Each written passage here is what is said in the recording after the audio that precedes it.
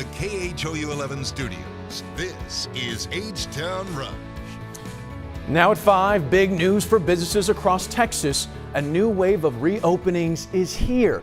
Of course, they'll look different, but we want to know how you feel about this latest step.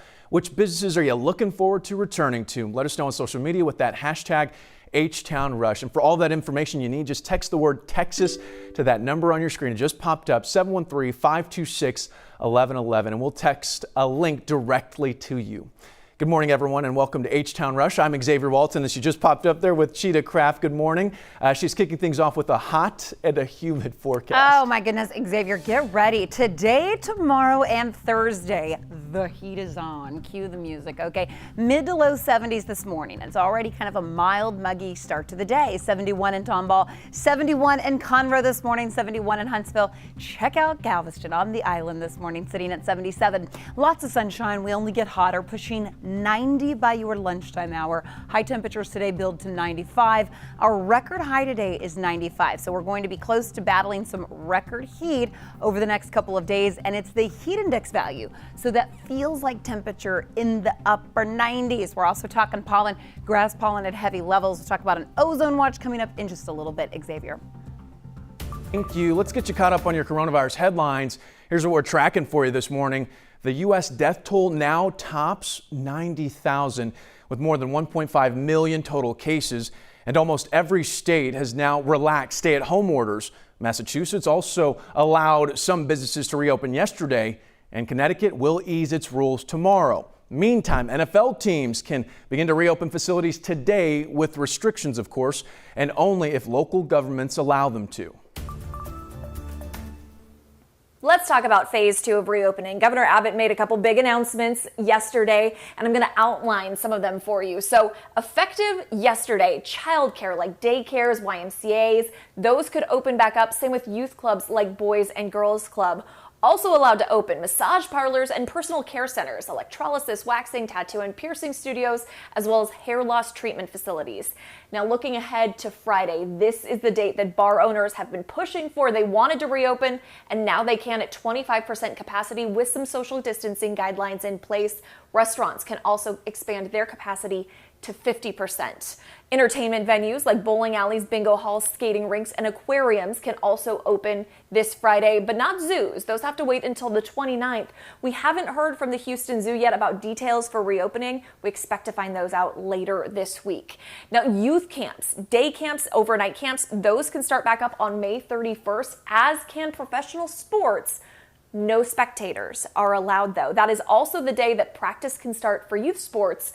Games can be played on June 15th. Xavier?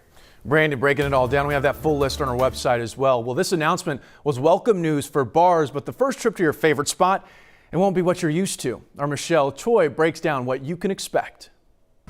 Xavier, it has been a tough couple of weeks for bar owners watching from the sideline as other businesses begin reopening here in Texas. But come this Friday, bars, breweries, and wine tasting rooms will finally get to welcome customers back, but with some changes. For starters, you won't be allowed to sit, hang out, or order from the bar. Customers will be served at tables which will be limited to 6 people at a time, and the tables will be 6 feet apart.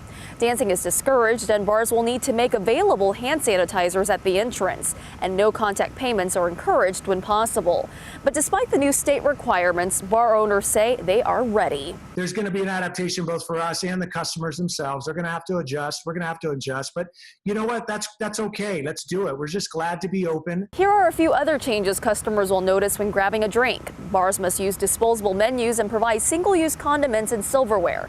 And regularly touched surfaces like doorknobs, tables, and chairs must frequently be cleaned and disinfected.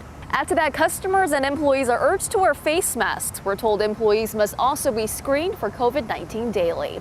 Guys, back to you. Michelle Choi breaking it down. Thank you. Well, the governor has based reopening on the positivity rate of testing, meaning the number of tests that come back positive per total test results. He referenced it in his announcement. That was yesterday. He says we've seen a downward trend in that positivity rate from 13.8% in April to roughly 5% yesterday.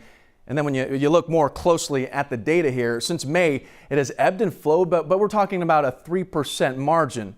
As for testing, the governor says 25,000 tests per day are being done at the rollout of the state's reopening. He set a goal of 30,000 a day. Yesterday, the total number tested in the state was 723,013. Another measure the governor has often referenced is hospitalizations, which remain low in the greater Houston area. Okay, here are the day's other big stories, starting with multiple cases of COVID-19 at a Houston church. Holy Ghost Catholic Church has announced no more masses in person. 5 members of a religious order have tested positive for COVID-19, and there are fears another priest may have contracted the virus before he died. Father Donald Kirchner was a priest at Holy Ghost. He passed away last week at the age of 79. The church is strongly encouraging anyone who attended Mass at Holy Ghost since the reopening to monitor their health and get tested. I'm taking it, hydroxychloroquine. Right now, yeah. President Trump says he's taking a controversial drug to keep him from catching the virus. The FDA says it should only be used for patients being monitored in a hospital. Wearing a face mask out in public has become linked to your political ideology. A recent AP poll found 76% of Democrats are more likely to wear masks in public compared to 59% of Republicans. Experts say linking public health decisions to politics is dangerous. A new warning for nursing homes. Federal authorities suggest all residents and staff test negative for at least 28 days before resuming visits at nursing homes. Relief for renters. Today, the Harris County Commissioner's Court is expected to vote on a fund to help renters at risk of eviction. Eviction hearings can start today with final orders starting next week. And those are the big stories on this Tuesday morning.